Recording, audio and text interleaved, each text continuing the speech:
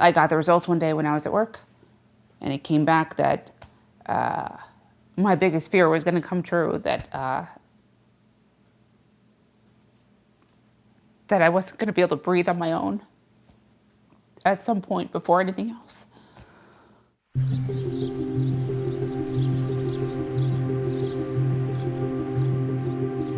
My name is Casey, and I live in LaGrange, Georgia. My dad got sick when I was really little. I wanted to be there to help somebody who needed help in their moment of need. I knew from middle school that I wanted to be a nurse.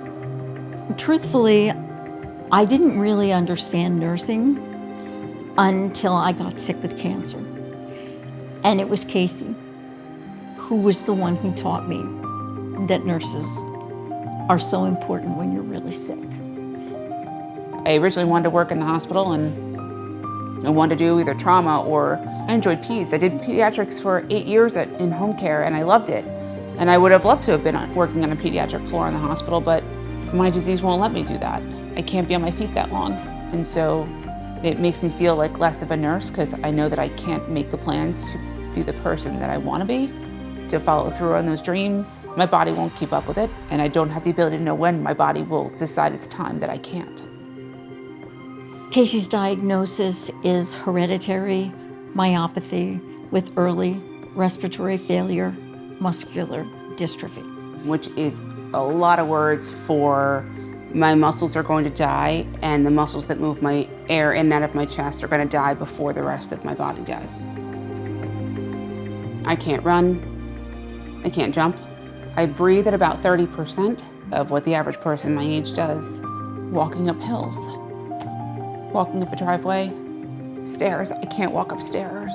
My children have had to pick me up off the floor, which probably doesn't seem like a big deal to most people, but it's kind of embarrassing having to ask your children to pick you up off the floor because you can't. Casey is a great magician. She works so hard to make sure no one knows that she's struggling. They don't understand that when she gets into a car, she has to lift her legs in. So while the signs of her disability may be minimal, but they're there, and they're going to become more and more prominent. It never really occurred to me that I would get it. And genetic testing wasn't around when my dad was sick.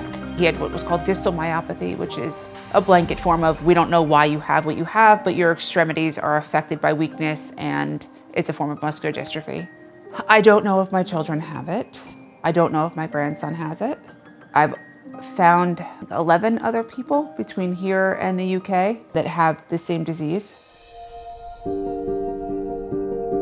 So we started the Foundation for Casey's Cure in hopes of finding and funding research for HMIRF, which is the abbreviation for my disease. This is going to take her life, and we're trying to find the path to make Casey better.